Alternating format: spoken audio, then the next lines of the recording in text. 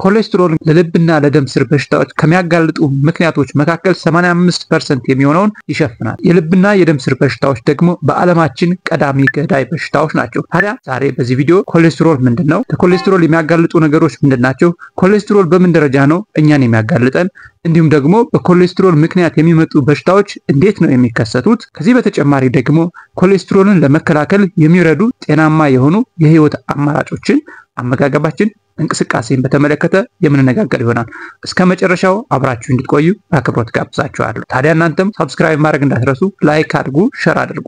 መልካም፣ አሁን ወደ ቪዲዮ እንሄዳለን። በዋናነት ኮሌስትሮል ምንድነው የሚለውን ማየት ያስፈልጋል። ኮሌስትሮል ማለት እንግዲህ በደማችን ውስጥ ያለው ቅባት ወይም ደግሞ በደማችን ውስጥ የሚንቀሳቀሰውን ቅባት በላብራቶሪ ተለክቶ የሚታወቀው ወይም ደግሞ የሚገኘው ውጤት ያ ኮሌስትሮል ተብሎ ይገለጻል ማለት ነው።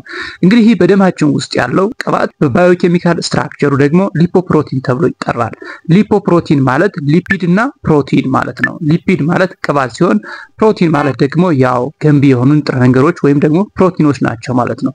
ስለዚህ እነዚህ ሊፖፕሮቲኖች በውስጣቸው ፕሮቲንና ቅባቶችን ይዘዋል ማለት ነው። ታዲያ እነዚህ ሊፖፕሮቲኖች በተለያየ መንገድ የተለያየ ክፍልፋይ አላቸው። እኛ ግን አሁን ለዚህ ቪዲዮ ይጠቅመን ዘንድ በአራት ከፍለን እናያቸዋለን። በአራት ከፍለን ስናያቸው እንግዲህ በዋናነት በላብራቶሪ የሚገለጹትን አራቱን መሰረታዊ የኮሌስትሮል አይነቶችን እነጋገራለን። የመጀመሪያውና ዋነኛው እንግዲህ ጠቅላላ ኮሌስትሮል የምንለው ነው። ይህም ጠቅለል ብሎ የኮሌስትሮል መጠናችን የምንገልጽበት ነው። በሁለተኛ ደረጃ ደግሞ መጥፎ ኮሌስትሮል ወይም ደግሞ ኤልዲኤል ሎው ዴንሲቲ ሊፖፕሮቲን የምንለውና በከፍተኛ ሁኔታ ለልብና ለደም ስር በሽታዎች የሚያጋልጠው አይነት የኮሌስትሮል አይነት ነው። በሁለተኛ ደረጃ ደግሞ ጥሩ ኮሌስትሮል ወይም ደግሞ ሃይ ዴንሲቲ ሊፖፕሮቲን ብለን የምንጠራው የኮሌስትሮል አይነት ነው። ይህም በሰውነታችን ከፍ ብሎ እንዲገኝ የምንፈልገውና ጤናማ የሆነው አይነት የኮሌስትሮል አይነት ነው። ከዚህ በተጨማሪ ደግሞ በአራተኛ ደረጃ የምናየው ደግሞ ትራይግሊሰራይድስ የምንላቸው ወይም የኮሌስትሮል አይነቶች አሉ። እነዚህም ደግሞ በከፍተኛ ሁኔታ እንዳይጨምሩ የሚፈለጉ ናቸው ማለት ነው። እነዚህ እያንዳንዳቸው የራሳቸው የሆነ አይዲያል የሆነ ወይም ለጤናማ ሰው እንደዚህ ቢሆኑ መልካም ነው ተብሎ የሚመከሩ ቁጥሮች አሉ። እነዚህም በምናይበት ጊዜ ጠቅላላ ኮሌስትሮላችን ከ200 ሚሊግራም በዴሲሊትር ከ200 ሚሊግራም በታች እንዲሆን ይፈልጋል። መጥፎ ኮሌስትሮላችን ደግሞ በዴሲሊትር ከ100 ሚሊግራም በታች እንዲሆን ይጠበቃል። እንዲሁም ደግሞ ጥሩ ወይም ጤናማ የሆነ ኮሌስትሮል ደግሞ 45 ሚሊግራም በዴሲሊትር እንዲሆን ይጠበቃል። እንዲሁም ደግሞ ትራይግሊሰራይድስ የምንለው ደግሞ የኮሌስትሮል አይነት ደግሞ በሰውነታችን ውስጥ ከ200 ሚሊግራም በዴሲሊትር በታች እንዲሆን ይጠበቃል ማለት ነው። እነዚህ ቁጥሮች እንግዲህ ለሁላችን አንድ አይነት ቁጥር አይሰጠንም። እንዳለን የጤና ሁኔታ እንዳለን የእድሜ መጠን ታርጌታችን አላማችን በመጨረሻ የምናየው ይሆናል። ግባችን ስናስቀምጥ የተለያየ ቁጥር ሊሰጠን ይችላል ማለት ነው። ይህ እንግዲህ ከሐኪማችን ጋር ተመካክረን የምናደርገው ነገር ነው የሚሆነው ማለት ነው። ለአንድ ጤነኛ ሰው ወይም ደግሞ የልብ እና የደም ስር ሁኔታው ጤናማ ሆኖ እንዲቀጥል ካስፈለገ ጠቅላላ ኮሌስትሮላችን፣ መጥፎ ኮሌስትሮላችን እና ትራይግሊሰራይዳችን ከነዚህ ከተገለጹት ቁጥሮች በታች እንዲሆን ይጠበቃል። እንዲሁም ደግሞ ጥሩ ኮሌስትሮል ደግሞ ተገለጸው ቁጥር ከ45 ሚሊግራም ፐር ዴሲሊትር በላይ እንዲሆን ይጠበቃል ማለት ነው። ታዲያ እነዚህ ጥሩ ኮሌስትሮሎች አሉ፣ መጥፎ ኮሌስትሮሎች አሉ። እነዚህ ኮሌስትሮሎች በሰውነታችን ውስጥ የሚያመጡት ችግር ምንድነው? ስለ ኮሌስትሮሎች እንግዲህ እነዚህ ኮሌስትሮሎች በሰውነታችን ውስጥ ፕሮቲን ናቸው፣ ቅባት ናቸው። ስለዚህ ጥቅምም አላቸው፣ ጉዳትም አላቸው ማለት ነው። ጥቅማቸውን በምናይበት ጊዜ የሰውነታችን የግንባታ አካል ናቸው። ለምሳሌ የእያንዳንዱን ህዋሳችን ግድግዳዎች ራሱ ብናያቸው ምንድነው የተሰሩት? ከኮሌስትሮል ቅባቶች ነው። እንዲሁም ደግሞ ብዙ ሆርሞኖች የተሰሩት ከኮሌስትሮል ነው። ሌላው እነዚህ የኮሌስትሮል እንትኖች ደግሞ የኃይል ምንጭ ናቸው። ከካርቦሃይድሬት ጋር እንኳን ብናወዳደራቸው እነዚህ ቅባቶች 2 እጥፍና ከዚያ በላይ የሆነ የኃይል ምንጭ ሆነው ያገለግላሉ። ከዚህም በተጨማሪ ደግሞ የትራንስፖርት መሳሪያ ናቸው። በቅባት የሚሟሙ ወይም ደግሞ በቅባት መሟሟት ፈልገው ወደ ቦታ ከቅባት ከፕሮቲን ጋር ተያይዘው የሚሄዱ በሰውነታችን ውስጥ ሊጓጓዙ የሚገባቸው ነገሮች ሁሉ ለማጓጓዝ የሚረዱ ናቸው ማለት ነው። ከዚህ ላይ በዋናነት ብናይ ለምሳሌ ቪታሚኖችን በምናይበት ጊዜ በቅባት የሚሟሙ ቪታሚኖች እንደ ቪታሚን ኬ፣ ኢ፣ ዲ፣ ኤ የመሳሰሉት እነዚህ ቅባቶች በሰውነታችን ውስጥ ከሌሉ ስራቸውን መስራት ይቸገራሉ ወይም ደግሞ በሰውነታችን ውስጥ እጥረት እንዲከሰት ያደርጋሉ ማለት ነው። ታዲያ ይህ ጥቅም ይኖራቸው እንጂ ጉዳታቸው ደግሞ ኮሌስትሮል ለልብና ለደም ስር በሽታዎች ከሚያጋልጡ ምክንያቶች መካከል 85% የሚሆነውን ይሸፍናል። የልብና የደም ስር በሽታዎች ደግሞ በዓለማችን ቀዳሚ ገዳይ በሽታዎች ናቸው። ታዲያ እነዚህ መጥፎ ኮሌስትሮሎች የት ነው የሚመጡት የሚለውን ማየት ያስፈልጋል። በሰውነታችን ውስጥ የሚገኙ ኮሌስትሮሎች በሁለት መንገድ ይፈጠራሉ። አንደኛው ጉበታችን ያመርተዋል፣ ሁለተኛው ከምንመገበው ምግብ ይመረታል ማለት ነው። ስለዚህ በሰውነታችን ውስጥ ያለው የኮሌስትሮል መጠን ጤናማ መጠን እንዲኖረው የነዚህ ሁለቱ የጉበታችንና የምንመገበው ምግብ መስተጋብር ትልቁን ድርሻ ይወስዳል ማለት። ኮሌስትሮላችን እያንዳንዱ የኮሌስትሮል አይነቶች በሰውነታችን ውስጥ የሚካሄድ ሜታቦሊዝሞች ምክንያት ከአንዱ ወደ አንዱ ይቀየራሉ። ይህን ድርሻ ደግሞ በዋናነት ጉበታችን ይወስዳል። ይህ ሂደት በዋናነት የሚመራው በጉበታችንና በምንመገበው ምግብ አይነት ሲሆን የምንመገበው ምግብ ትልቁን ድርሻ በመውሰድ የጉበትን የቁጥጥር ስርዓት እንዲዛባና ጤናማ ያልሆነውን የኮሌስትሮል መጠን እንዲጨምር ያደርጋል። ይህም በዋናነት የሚሆነው ጤናማ የሆነ የአመጋገብ ስርዓት ከሌለን ነው ማለት። ታዲያ ጤናማ ያልሆነው ኮሌስትሮል መቼ ጀምሮ ነው የሚጨምረው የሚለውንም ማየት ያስፈልጋል። ጤናማ ያልሆነው ኮሌስትሮል ስንወለድ 60 ሚሊግራም በዴሲሊትር ይዘን እንወለዳለን። ይህ ኮሌስትሮል በአንድ ዓመታችን ውስጥ በተወሰነ መልኩ ወደ 65 ሚሊግራም ወደ 70 ሚሊግራም በዴሲሊትር አካባቢ ይደርስና የአመጋገባችን ሂደት በጊዜ ብዛት እየጨመረው ሂዶ 18 ዓመታችን አካባቢ ሲደርስ ወደ 100 ሚሊግራም ፐር ዴሲሊትር አካባቢ ይደርሳል ማለት ነው። ስለዚህ ይህ 100 ሚሊግራም ፐር ዴሲሊትር እንደ አመጋገባችን ሁኔታ ልንቀንሰው ልንጨምረውም ይችላል።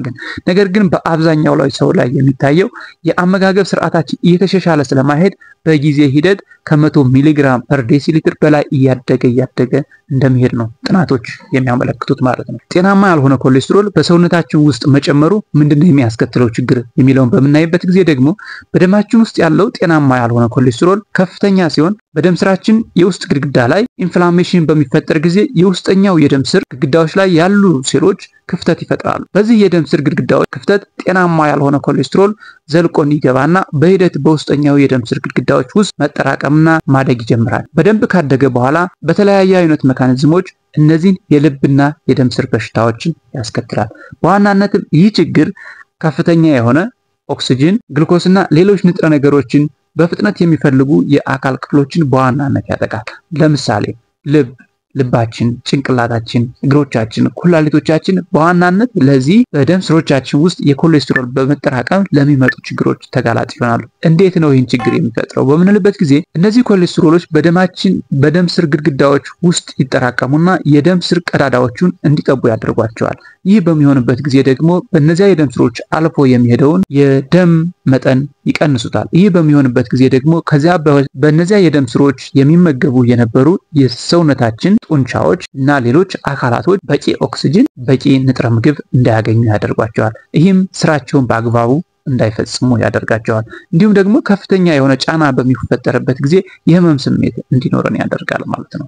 ከዛ በተጨማሪ ደግሞ እነዚህ ቅባቶች በቀላሉ ከአንድ ቦታ ተነስተው ወደ ሌላ ቦታ በፕሬሸር በሚንቀሳቀሱበት ጊዜ የደም ስሮቻችን ሙሉ ለሙሉ የሚዘጉበት ሁኔታ ይፈጠራል ማለት ነው። ይህ በሚሆንበት ጊዜ እንግዲህ አንጎላችን ውስጥ በሚፈጠርበት ጊዜ ስትሮክ ይፈጠራል። ከዚያ አካባቢ የደም ስሩ የተዘጋበት ነርቭ ስራውን ያቆማል። ይሄ በሚሆንበት ጊዜ የማዘዝ ስርዓቱ ይዛባል። ይሄ በሚሆንበት ጊዜ ደግሞ እጃችን፣ እግራችን አልሰራ ይላል ወይም ደግሞ የሆነ አካላችን ስራውን ያቆማል ማለት ነው። እንደየ ቦታው ሁኔታ የህመም ሁኔታ የተለያየ ሊሆን ይችላል። በልባችን ላይ በሚሆንበት ጊዜ ከፍተኛ ጫና በሚኖርበት ጊዜ ትንፋሽ ማጠር፣ ደረት ህመም እንደዚህ አይነት ምልክቶች ይታያሉ።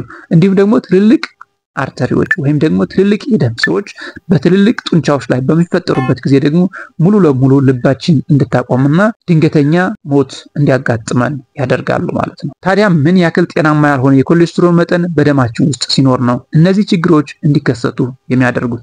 ይህም በዋናነት በሁለት ነገሮች ይወሰናል።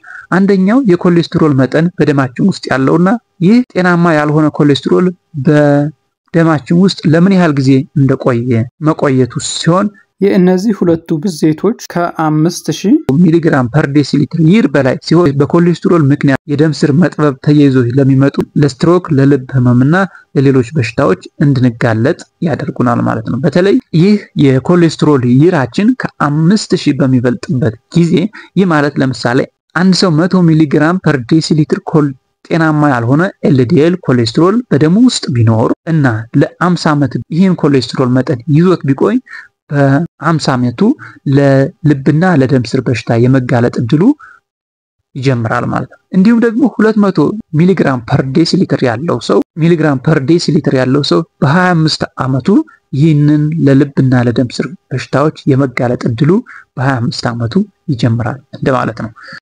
ታዲያ ለዚህ ጤናማ ላልሆነ ኮሌስትሮልና ለዚህ ጤናማ ባልሆነ ኮሌስትሮል ምክንያት ለሚመጡት በሽታዎች ተጋላጭ ሆነው